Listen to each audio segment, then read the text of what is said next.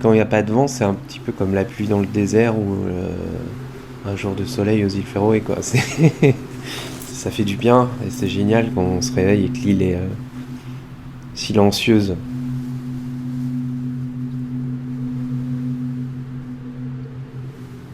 Des fois, c'est pesant, surtout le vent d'est. Le vent d'est est hyper froid et il dure assez longtemps en général. Et c'est jamais marrant ça. Il y a des vents qui sont insupportables.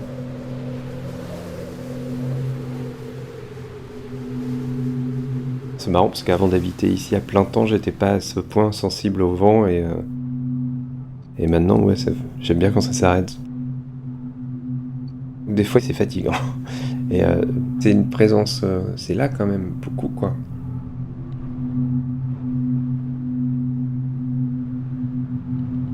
Je suis Yann Tiersen, je fais de la musique et puis là on est à Ouessant.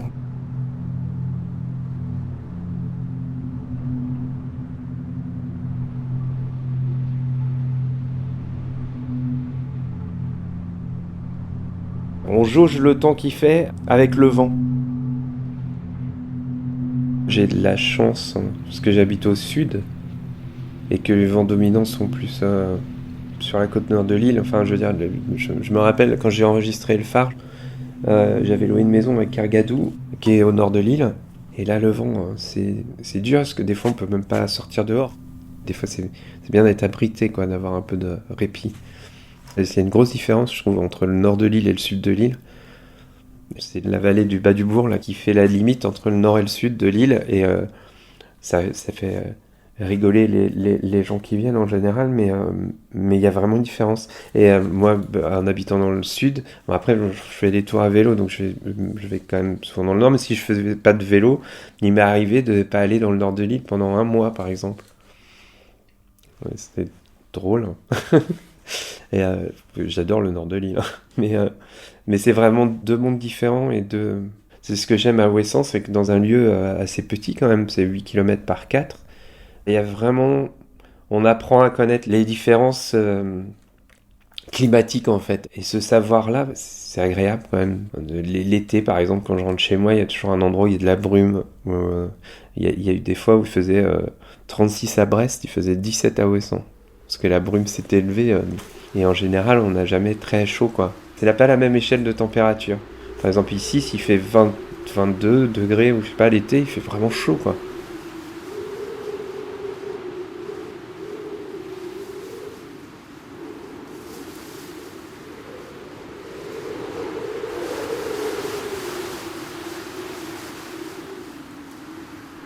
Je pense qu'on est tous comme ça à Ouessant, c'est qu'il y a des moments où on sort pas. On est bien à la maison et c'est un effort de sortir et d'affronter les éléments parce qu'ils sont déjà. Même s'il n'y a pas un vent énorme, hein. Aujourd'hui, par exemple, c'est un bon exemple. Il fait un peu froid, il pleut un peu, il y a du vent et euh, j'ai la gueule de bois. Et du coup, c'est un peu dur j'étais content de prendre mon vélo justement. Et ça fait du bien, mais c'est un effort. Je pense que c'est vraiment le vent qui fait ça. Sans vent, ce serait plus facile en fait.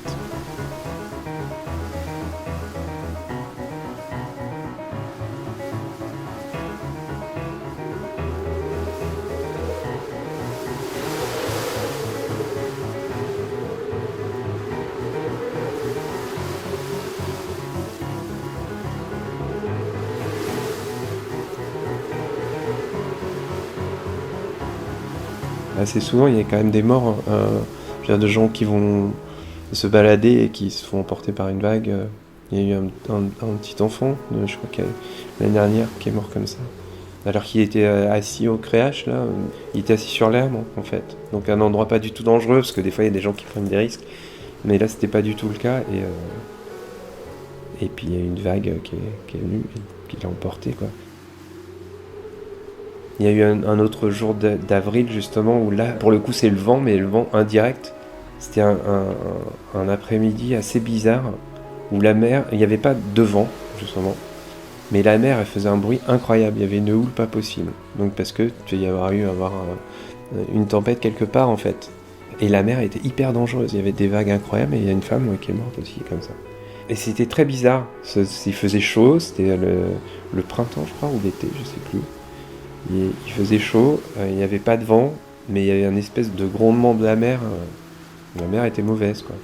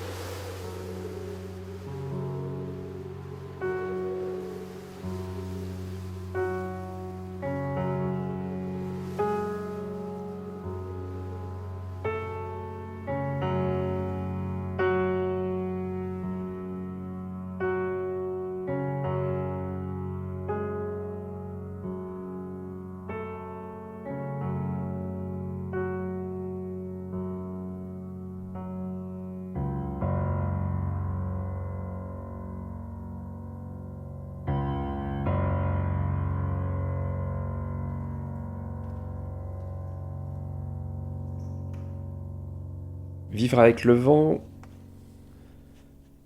et la mer pour le coup, parce que les deux sont liés ici, vraiment. C'est un côté rassurant. Le danger, cette obligation d'être humble face aux éléments, ça apporte vachement de sérénité aussi. D'être dans un espace sauvage, je trouve que ça fait du bien à la tête. Et des fois, ces choses-là sont abstraites. Si on vit dans une ville, des fois, par exemple, on va pas... C'est un bon exemple, le vent pour ça, justement. Si on vit dans une ville, mettons une ville loin de la mer, Paris, par exemple. Le vent, il est jamais là, quasi. Pourtant, il existe. Et il est là quand même. Et s'il y a une tempête ou un truc, ça va tout de suite devenir quelque chose d'assez dramatique, qui va faire peur aux gens, ou ça va faire c'est dramatique le vent dans une ville. Il y a les machins qui volent, et du coup, ça va être un traumatisme un peu assez violent, en fait. Alors qu'ici, bah non, pas du tout. Mais ici, pourtant, ça arrive souvent d'avoir des tempêtes à 140 km/h, et des fois même plus. Donc du coup, peut y avoir de la casse, mais d'un autre côté, c'est tout le temps présent. Du coup, il y a une approche plus sereine de ça, et on sait, puis s'il y a une tempête, on va regarder la météo, et du coup, il y a moins... Ça rend plus serein, bizarrement. Parce qu'on se confronte au danger, c'est pas du tout qu'on le méprise, mais on sait que le vent est là, et que bah voilà, qu'il peut être violent, et que ça peut... On va pas sortir en mer, quoi.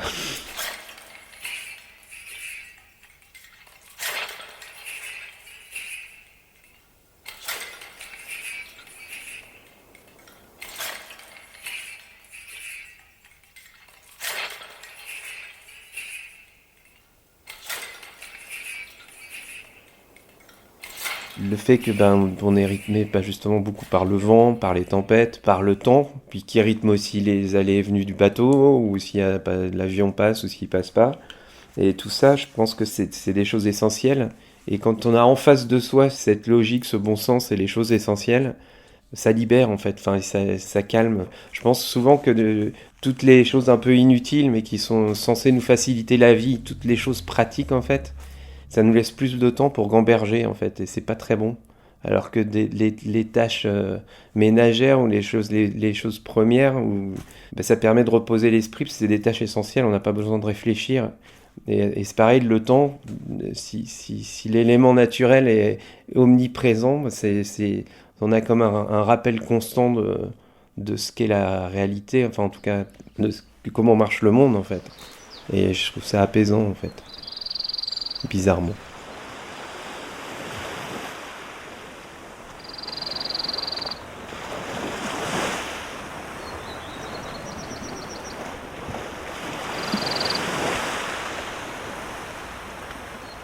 Avec Émilie, on a traversé la Californie à vélo, on longeait la côte ouest, et il y a tout un passage qui s'appelle The Lost Coast, et c'est sauvage, vraiment sauvage pendant des kilomètres et des kilomètres.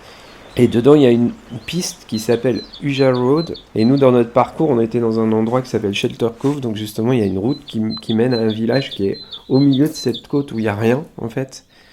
Et on avait comme choix de revenir sur nos plats, mais ça montait vachement et tout, et de rester sur l'asphalte et de reprendre la 101, et sinon de prendre cette piste qui s'appelle Uja Road. Là, il y avait 80 km à faire, mais au milieu de rien, quoi. Et je sais pas, moi j'avais pas bien dormi, j'étais assez stressé, je sais pas pourquoi. On a quand même pris cette route, alors c'est très drôle parce que en allant sur ce chemin de cette piste, en fait, on a vu des... Là, il y a une réserve indienne aussi. Donc, on a vu des natifs qui, qui ont fait un signe un peu cryptique, enfin un peu bizarre à Émilie. Mais on est allé quand même sur cette piste et au bout de 5 heures de vélo, en fait, moi je me suis retrouvé face à face à un puma et du coup qui était en train de nous suivre. Et il y a une voiture qui est passée qui lui a fait peur. C'était la seule voiture qu'on a croisée toute la journée. Et nous, il nous restait 5 heures de vélo à faire en sachant qu'il y avait un puma qui était en train de suivre notre trace pour manger, quoi. Et pour, je pense, nous attaquer. Et du coup, j'ai eu super peur. Enfin, on a eu super peur. On a risqué notre vie, quoi. Et moi, ça m'a vraiment marqué parce que, alors, ça aurait pu être une tempête, mais là, c'était justement ce puma. Je me suis rendu compte que j'avais, même si on voyageait en vélo, même si on se sentait au milieu de la nature, en fait, j'avais pas du tout conscience ou me prêter attention à l'endroit où j'étais. Quelles étaient les règles, enfin, qui vivait là, comment ça se passait. Et c'était le mois d'août, c'était la reproduction des bébés pumas, et puis voilà, fallait les nourrir. Donc, enfin, il y avait plein de choses que je connaissais pas, et du coup, j'ai risqué ma vie bêtement parce que j'avais pas conscience dans mon environnement. Et après cette aventure-là, j'ai commencé à regarder le monde de façon vachement moins anthropocentrée, en fait.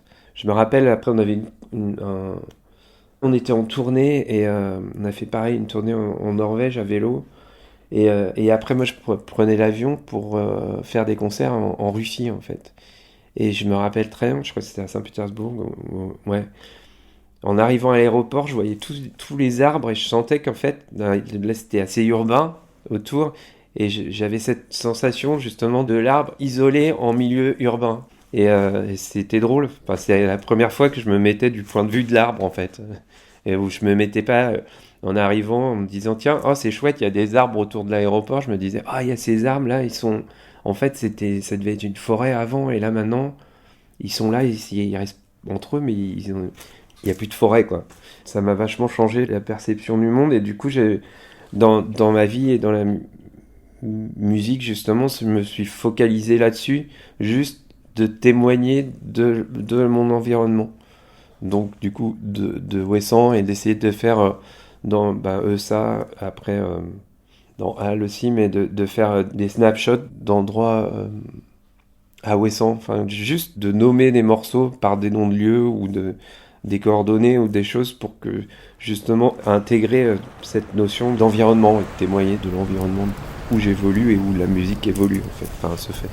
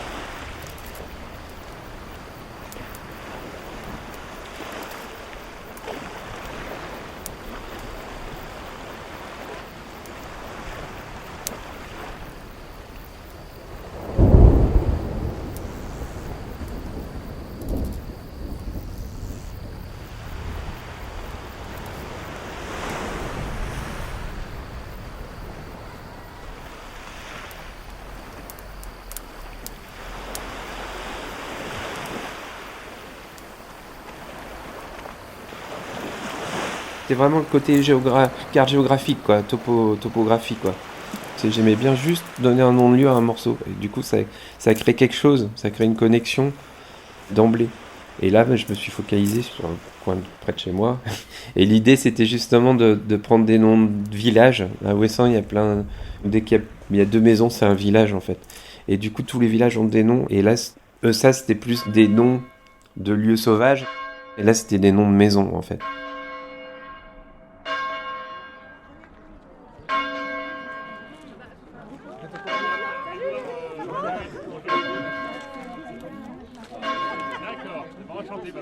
Vivre sur une île, de fait, la communauté est hyper importante. Tout est concret. C'est pas une fuite, c'est pas être loin des hommes, au contraire. Je trouve que c'est plutôt être les pieds sur terre, connectés à l'endroit où on vit et connectés les uns avec les autres. Où rien n'est abstrait. Moi, j'adore. Le meilleur exemple, c'est notre fils. Lui, il a une vision, parce que lui, pour le coup, il est né ici, enfin, il est né à Brest, mais enfin, il est là depuis qu'il a une semaine. Et il a une vision du monde, elle est géniale. Euh, j'ai fait un concert à Berlin, et là, c'était la première fois qu'en appartement en breton, ça se dit maison partagée. Du coup, on avait loué un Airbnb, et il comprenait pas. Le premier truc, il voulait aller à l'étage au-dessus. Et on lui dit, bah non, on peut pas, il y a des gens qui vivent. Bah, il dit, bah oui, mais il y a des gens qui vivent, mais on peut aller les voir. Bah non, on les connaît pas. Et du coup, il avait son bon sens de petit garçon, Santin, il dit, mais comment tu peux partager une maison avec quelqu'un que tu connais pas? Et j'adore. Donc il y a plein de choses comme ça. Au début aussi, euh, ici on se connaît tous, donc quand on se croise en voiture, on se dit bonjour en fait. Et donc lui, au début, il pouvait pas comprendre sur l'autoroute, qu'on connaissait pas les gens dans les voitures. Il y a plein de choses comme ça, et je trouve qu'il a tellement de chance aussi. euh, à Ouessant, on a de la chance là, parce qu'on a des éleveurs qui sont arrivés, donc on a les vaches qui sont en pâture itinérante. Donc là, en ce moment, elles sont en face de chez moi. Et du coup, on fait du beurre, du lait, du fromage. Et donc Chinyao, notre fils, il est vachement... il conçoit pas, par exemple, s'il voit des œufs, il va demander c'est les poules de qui, quoi. Et j'aime bien ça aussi. Et je trouve que c'est toutes ces connexions-là, justement, pour lui, dans son monde, en ce moment, c'est beau. Il grandit en connaissant tout ce qui fait notre société, les métiers, Véro, la factrice, qui est une amie. Enfin, voilà, enfin, il connaît les gens, il sait que chacun a sa travail pour faire avancer la communauté, et je trouve ça beau.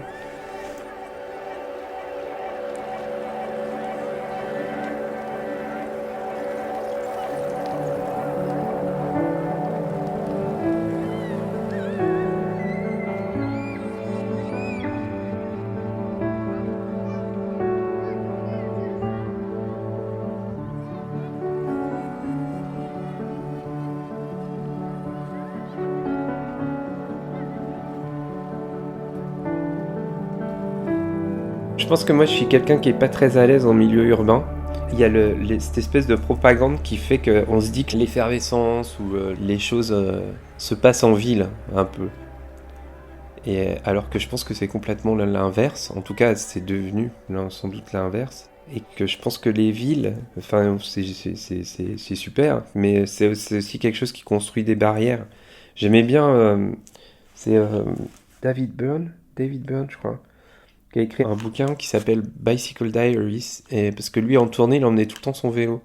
Et il parle de ça, c'est tout con, mais qu'en général, les villes, elles sont construites autour d'une rivière. D'un point d'eau, en tout cas. Et donc voilà, ça grandit, ça grandit.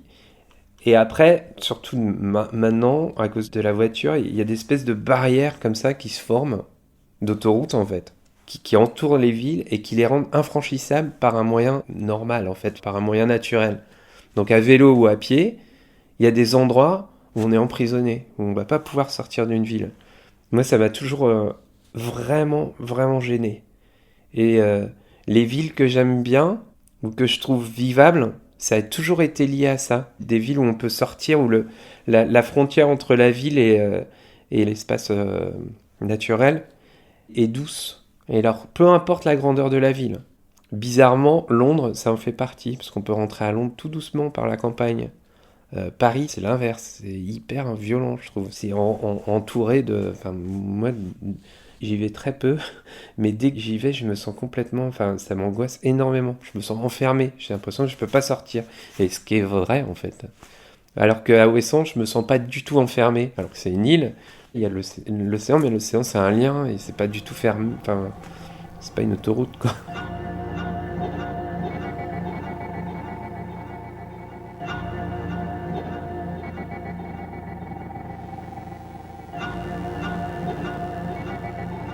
Tout est connecté et l'eau, par elle-même, on est devant cette évidence-là. Si on met les pieds dans l'eau là en baie de l'Ampol, on est connecté avec ce qui est en face quoi. Donc le Canada et moi je l'ai senti vachement et du coup pas l'île comme un enfermement, mais au contraire la mer c'est le voyage et donc être sur une île c'est au contraire être prêt à partir, mais pas forcément. Le monde est accessible en fait, il y a pas de frontières dans la mer. Enfin, il y en a, mais bon, elles sont virtuelles. Donc la mer c'est un lien de toute façon. Les tempêtes qui nous arrivent, qui naissent en face. Enfin, on peut voyager à Ouessant. Et puis l'infiniment grand, c'est aussi l'infiniment petit. Donc il y a plein de choses qu'on découvre. Et moi je fais souvent le tour de l'île à vélo.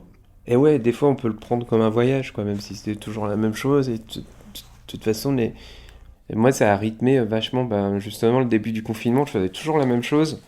Et j'adorais voir passer les saisons et tout ça. J'aime bien cette notion de voyage sur l'île. Et enfin, moi, dans un monde idéal, j'aimerais bien justement ne pas bouger d'ici et ne voyager que par la mer, en fait. Et du coup, aller très loin, mais aller, je sais pas, je traverse l'Atlantique et tu te retrouves, enfin, si tu voyages par l'eau, tu te sens connecté, je trouve, quand même, à l'endroit d'où tu viens, parce qu'il est, même s'il est accessible par des mois de navigation, il est quand même à portée de mer, quoi.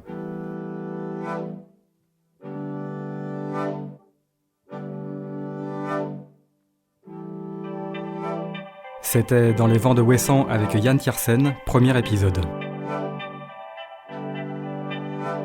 Une production et réalisation d'Aurélien Frances pour Silence Podcast.